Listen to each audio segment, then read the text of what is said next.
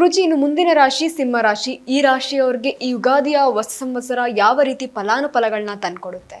ಖಂಡಿತವಾಗೂ ನಮ್ಮ, ಯಾಕಂದರೆ ಸಿಂಹ ರಾಶಿಲೇ ಅಧಿಪತಿ ಯಾರು? ಸೂರ್ಯಗ್ರಹ. ಇಡೀ ನವಗ್ರಹಗಳಿಗೆ ಅಧಿಪತಿಯಾಗಿರ್ತಕ್ಕಂಥವನೇ ಸೂರ್ಯಗ್ರಹ. ಸಿಂಹ ರಾಶಿಗೆ ಸೂರ್ಯಗ್ರಹ ಅಧಿಪತಿ. ಆ ಸಿಂಹ ರಾಶಿ ಒಳಗಡೆ ಗುರು ಸಂಚಾರಣೆ ಮಾಡಬೇಕಾದ್ರೆ ಮಿಶ್ರ ಫಲವನ್ನು ಕೊಡ್ತಕ್ಕಂಥವನು, ಯಥೇಚ್ಛವಾಗಿ ಧನಲಾಭವನ್ನು ಕೊಡ್ತಕ್ಕಂಥವನು ಸಿಂಹರಾಶಿಯವರಿಗೆ. ಮುಂದಿನ ಒಂದು 10 ತಿಂಗಳ ಕಾಲ ಸ್ವಲ್ಪ ವಿಶೇಷವಾಗಿರ್ತಕ್ಕಂಥ ಒಂದು ಅನುದಾನ ಅಂತಲೇ ಹೇಳ್ಬೋದು ಅವ್ರಿಗೆಲ್ಲರಿಗೂ. ಆ ರಾಶಿಯಲ್ಲಿರ್ತಕ್ಕಂಥವ್ರು ಮಕೆ ನಕ್ಷತ್ರ, ಪುಬ್ಬ ನಕ್ಷತ್ರದಲ್ಲಿರ್ತಕ್ಕಂಥವ್ರಿಗೆ ವಿಶೇಷವಾಗಿರ್ತಕ್ಕಂಥ ಫಲವನ್ನು, ಶುಕ್ರ ದಶೆ ನಡೀತಕ್ಕಂಥ ಯೋಗ ಫಲ, ವಾಹನ ಖರೀದಿ ಮಾಡ್ತಕ್ಕಂಥದ್ದು, ಸೈಟ್ಗಳು ಖರೀದಿ ಮಾಡ್ತಕ್ಕಂಥದ್ದು, ಭೂಮಿ ಖರೀದಿ ಮಾಡ್ತಕ್ಕಂಥ ಯೋಗ ಫಲ ಜಾಸ್ತಿ ಇರ್ತಕ್ಕಂಥದ್ದು. ಹಾಗಾಗಿ ನೋಡಿ, ಯಾರ್ಯಾರು ದೂರ ಹೋಗಿರ್ತಾರೆ ಅವರೆಲ್ಲ ಹತ್ರಕ್ಕೆ ಆಗ್ತಕ್ಕಂಥದ್ದು.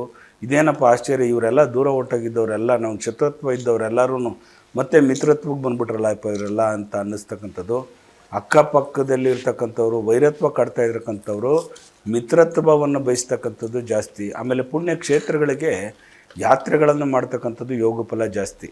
ಅದರಲ್ಲೂ ವಿಶೇಷವಾಗಿ ಗ್ರಾಮ ದೇವತೆಗಳಿಗಂತೂ ತುಂಬ ಚೆನ್ನಾಗಿ ಪೂಜೆ ಪುನಸ್ಕಾರಗಳನ್ನು ಮಾಡಿಕೊಂಡು ಹಬ್ಬ ಹರಿದಿನಗಳಲ್ಲಿ ವಿಶೇಷವಾಗಿರ್ತಕ್ಕಂಥ ಅನ್ನದಾನಗಳು ಮಾಡ್ತಕ್ಕಂಥದ್ದು, ಬಡವರಿಗೆ ಸೀರೆಗಳನ್ನು ದಾನ ಮಾಡ್ತಕ್ಕಂಥದ್ದು, ಅರ್ಹ ಬ್ರಾಹ್ಮಣರಿಗೆ, ಅಂದರೆ ಅಲ್ಲಿ ಪೂಜೆ ಮಾಡ್ತಕ್ಕಂಥ ಬ್ರಾಹ್ಮಣೋತ್ತಮರು ಯಾರ್ಯಾರಿದ್ದಾರೆ, ಬ್ರಹ್ಮತತ್ವವನ್ನು ಪಾಲನೆ ಮಾಡ್ತಕ್ಕಂಥ ಬ್ರಾಹ್ಮಣರಿಗೆ ವಸ್ತ್ರದಾನವನ್ನು ಕೊಟ್ಟಾಗ ದಾರಿದ್ರ್ಯ ನಿವಾರಣೆ ಆಗ್ತಕ್ಕಂಥದ್ದು.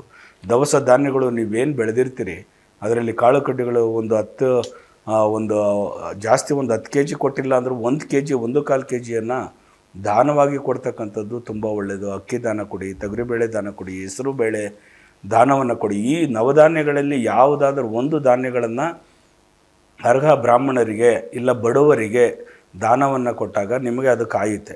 ಈ ಸಿಂಹರಾಶಿಯಲ್ಲಿರ್ತಕ್ಕಂಥವ್ರಿಗೆ ವಿಶೇಷವಾಗಿ ಫಲ ಏನಪ್ಪ ಅಂತ ಅಂದರೆ, ಒಂದು ವಾಹನ ಖರೀದಿ ಮಾಡ್ತಕ್ಕಂಥ ಯೋಗ ಫಲ, ಜಾಗ ಖರೀದಿ ಮಾಡ್ತಕ್ಕಂಥದ್ದು, ಮನೆ ಕಟ್ಟೋ ಯೋಗ ಫಲ, ಮದುವೆ ವಿಳಂಬ ಆಗ್ತಾ ಇರ್ತಕ್ಕಂಥವ್ರಿಗೆ ಮದುವೆ ಯೋಗ ಫಲಗಳು ಜಾಸ್ತಿ. ಸಂತಾನ ಯಾರ್ಯಾರಿಗಿಲ್ವೋ ಅವ್ರಿಗೆಲ್ಲ ಸಂತಾನ ಪ್ರಾಪ್ತಿ ಆಗ್ತಕ್ಕಂಥ ಯೋಗ ಫಲ. ನೀವು ಯಾವ ರೀತಿ ದಾನ ಧರ್ಮಗಳನ್ನು ಮಾಡ್ತೀರಿ ಅದರ ಮೇಲೆ ನಿಮ್ಮ ಫಲಗಳು ನಿರೀಕ್ಷೆ ಆಗಿರ್ತವೆ. ನೀವೇನು ಮಾಡಿದ್ರೇ ಸಿಂಹರಾಶಿಯವರಿಗೆ ಒಳ್ಳೆಯದಾಗ್ಬಿಡ್ಬೇಕು ಅಂತಂದರೆ ಖಂಡಿತವಾಗೂ ಒಳ್ಳೆಯದಾಗಲ್ಲ.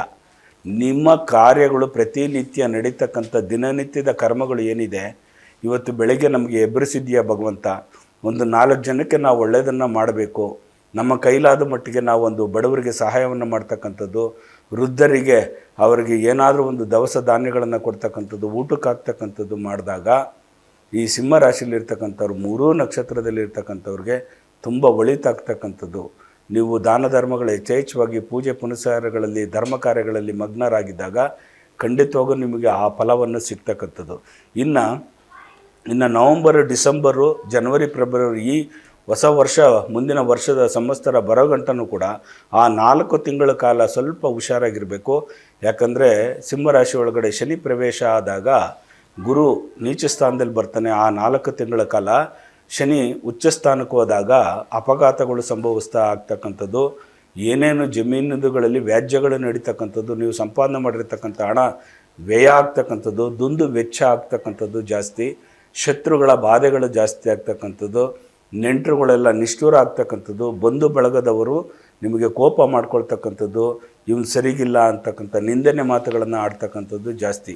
ಹಾಗಾಗಿ ಸಿಂಹರಾಶಿಯಲ್ಲಿರ್ತಕ್ಕಂಥವ್ರು ನೀವು ಗ್ರಾಮ ದೇವತೆಗಳಿಗೆ ಯಾರ್ಯಾರಿದ್ದಾರೆ, ಗ್ರಾಮ ದೇವತೆಯಲ್ಲಿ ಮಹಾಲಕ್ಷ್ಮಿ ಆಗಿರಲಿ, ರೇಣುಕಾ ಯಲ್ಲಮ್ಮ ಆಗಿರಲಿ, ಮತ್ತು ಪಟಾಲಮ್ಮ ಆಗಿರಲಿ, ಮಹೇಶ್ವರಮ್ಮ ಆಗಿರಲಿ, ಮಾರಮ್ಮ ಆಗಿರಲಿ, ಅದು ಯಾವ ತಾಯಿಯೇ ಆಗಿರಲಿ, ಹೆಣ್ಣು ದೇವತೆಗೆ ವಿಶೇಷವಾಗಿ ಮೊಸರನ್ನ ನೈವೇದ್ಯವನ್ನು ಕೊಡೋದನ್ನು ಮರಿಬೇಡಿ. ಗೂಢಾನ್ನವನ್ನು ನೈವೇದ್ಯವಾಗಿ ಕೊಡ್ತಕ್ಕಂಥದ್ದು ಮರಿಬೇಡಿ. ಖಂಡಿತವಾಗಿ ಚೆನ್ನಾಗಾಗುತ್ತೆ, ನಿಮ್ಗೆ ಒಳ್ಳೆಯದಿಲ್ಲದು.